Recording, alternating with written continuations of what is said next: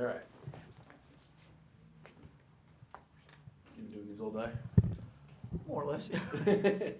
But don't let that dampen your enthusiasm. Oh, I'm awfully enthusiastic. Yeah. You good? Yeah. All right. So first off, I just have to tell you, and I'm not even blowing smoke. Please blow smoke. I love Hardwired to Self-Destruct. Thank you. That's nice to hear. It's been a pretty cool couple of months. This record. I mean, when you put a record out in this day and age, you never quite know what's going to happen. So, the fact that the fans and the critics alike have taken to this record the way they have has been actually, I mean, honestly, really surprising. And people are saying this is they're connecting to this record better than they have in 25 years, and some people even say it's the best record we've ever put out. So we're loving it. Thank you very much. Well, to me, tracks like Atlas Rise, Moth into Flame, Halo on Fire, instant Metallica classics. Thank you. Yeah, it's fun. I mean, listen, I don't have enough distance to the record yet to sort of really know. You know, when a couple of years from now, you and I can have that conversation. But we're playing Moth and Atlas live. They connect great with the audience. We've played Halo half a dozen times. That's starting to really work well in a live situation. A lot of times, it's until you get to the live situation, you can't kind of figure out what's working and what's not working. But people are calling this our most consistent record in years, and there's 12 tracks on there. We've played half of them already live, and looking forward to just going deep and deep. So it's a good thing. Well, to me, it seems like you're getting a little more back to the thrash metal sound that really resonated with your audience. Yeah, I'm not sure.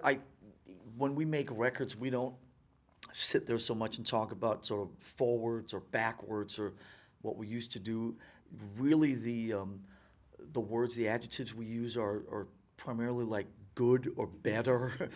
That's good. How do we make it better? How do we make it the best it can be? And so the whole thing about sort of, backwards or forwards or 1985 or whatever, that's sort of something that people throw at us later.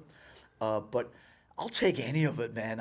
I'm happy that people dig the record, and like I said, in this day and age, the whole thing is so unpredictable now. It used to be when you put out records that there was a kind of a fairly easily sort of way to sort of see how it was all going to play out, and those days are gone. So it's the fact that people care so much about this record and it means so much to so many people all over the world. That's truly crazy. So we're pretty psyched about that. And I was at the Fonda show, and as soon as you hear the new material live, it's destined for bigger venues. Well, thank you. Listen, the stadium's coming up, and we've played stadiums and arenas out in the Far East, in China and Singapore and Hong Kong, and lots of awesome places. And we just spent a couple of weeks in Copenhagen opening the new arenas with multiple shows there. It's these songs definitely work in bigger settings. So it's now with the stadium tour starting in Mexico in a couple of weeks and coming to America in May. That will be the next test, but I'm sure most of these songs are going to work well in a big place. Lars, you ever take a moment to reflect and think, there's not many bands in the history of this planet that could sell at the Rose Bowl? I think about that all the time. It's pretty crazy. I mean, when you're in your 20s and I guess even maybe in your 30s, I mean, you don't slow down long enough to consider a lot of that stuff. But when you reach your 40s and even in my case, your early 50s, wow. The fact that we may be having our best year yet in 35 years, and the fact that more and more people show up and more people care, and more people say awesome things like you just did yourself, and selling out stadiums and all that stuff all over the world. It's kind of mind-blowing because the major difference now between, say, 20 or 30 years ago is that back then you didn't slow down long enough to take any of it in. You were just like full throttle forward. And now you kind of sit there and go like, wow. So it's like you're trying to like harness a lot more of it now than you used to, and take it in and really appreciate the fact that music still, I guess, means so much to so many people, and that there's still so much goodwill coming our way. You know, I was in attendance yesterday, and even though it seemed as if James was awfully upset, what was your take on the collaboration? I haven't slowed down long enough to actually even look at it. I mean, Gaga is insanely great and cool and is like the perfect sort of organic, authentic fit for Metallica. You know, she's a metal chick at heart and has always been one. And the fact that we finally came together, she was kind of on the radar and you know, she's so easy and sweet and just brings so much to the table without any kind of ego or any of that stuff.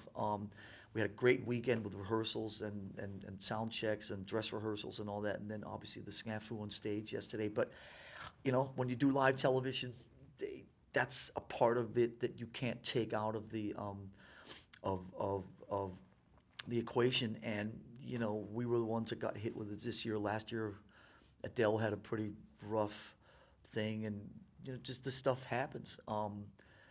Listen, you know, the one thing that my phone was blowing up with all night was, you know, how cool it was that James and her got even closer and sang from the same mic. And all. I haven't had a chance to look at it yet. That was all spontaneous, wasn't it? That was all spontaneous, yeah.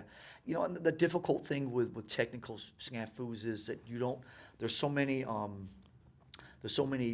places in a chain where it can go wrong, and when you're in the heat of the moment, there's firewalls and people and energy and 50 million people. You know, it's like you don't know, so it's like because a couple people were sort of like, well, why didn't you stop and go over? You know, start over like Adele did. right? But with all due respect, and I really mean this with all due respect, I mean if it's a musical or creative problem, it's much easier to identify.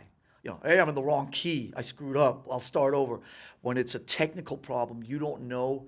It could be that we weren't hearing James's vocal on the stage, but it was still going to the house, or it was still going to TV. I mean, you don't know where the issue is. It could be in the monitors. It could just be. So when you're in that moment of battle, we just, you know, soldiered on. And James was not all that happy about it, but I think that in some perverse way, it even upped the ante, and from what people tell me, made great television and added to the overall insanity of the whole thing. So I mean, you know, the object was to go out there and kick people in the ass and kind of share this, I think, awesome collaborative energy that we felt was between, you know, the five musicians, and that happened. So, you know, mission accomplished. I still think you dominated, brother. Thank you. Thank you. All right. Appreciate it. Great talking to you. Yeah, great talking to you. Thank you.